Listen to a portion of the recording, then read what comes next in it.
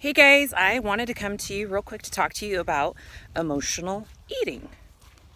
This tends to be a topic that comes up quite often with my coaching clients, with women that I've been coaching for over a decade now. I hear it quite often, is they struggle with getting the results that they are working super hard for because they tend to emotional eat. And that can be anytime, like whether that's around their cycle, whether it's just on a day-to-day, and it can be due to several factors. Obviously, when we have emotional distress or stressful jobs or things in our personal lives, it tends to be a comfort to go directly to food, which is absolutely normal. So don't beat yourself up about that. That's number one, because then you're just going to add more emotions to the mix and it's going to want you to drive to eat even more.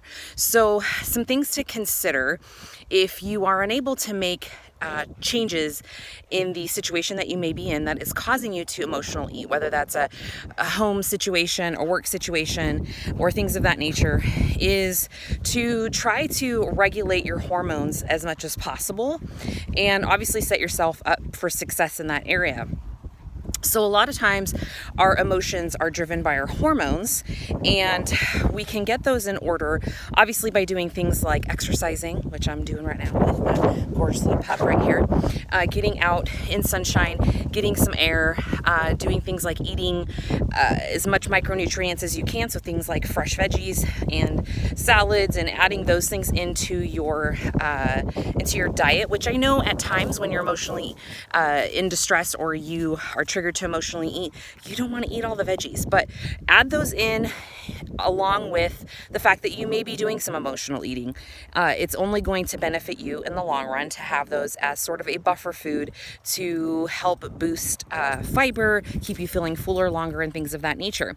But the underlying thing that I think we all need to address as women specifically is the fact that we need to get that shit checked out. So you need to get in and see what your hormone levels are like and get that balance, because they're always kind of evolving and changing. But as we grow older, like I'm in my 40s, things naturally start to decline, like our estrogen, progesterone, testosterone. Even as females, we need certain levels of testosterone to function properly.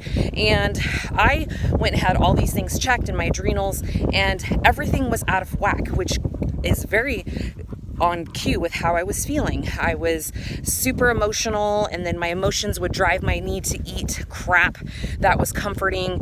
And so now I have all those things in balance. My thyroid was off, so my thyroid hormones were a wreck. And so now I am settled in, and I've coached some of my clients to go and get these things looked at, especially if they're noticing that they're emotional eating or they have their eating on point, but they're not getting the results. Like they're doing all the things, but nothing is happening. So now everything's in harmony. I have my thyroid medication, my progesterone, and low-level testosterone therapy that I'm doing to balance all that stuff and feel harmonious, and then therefore not leading me to feel all over the place with my emotions, especially during premenstrual time, and getting those things in check. So if you're of the age of 40 and over, it may be time to pay a visit to your doctor. If you need some recommendations, if you're in the Modesto area, let me know, and I can get you a great recommendation, because a lot of times normal primary care doctors aren't doing the deep level testing that needs to be done to uncover all of the hormonal imbalances that you may be experimenting. So I go to Valley Wellness Center. Dr. Sunnemeyer is great there, and you may want to check that out as an option to get in and have that checked. So hopefully this helps. Have a great day.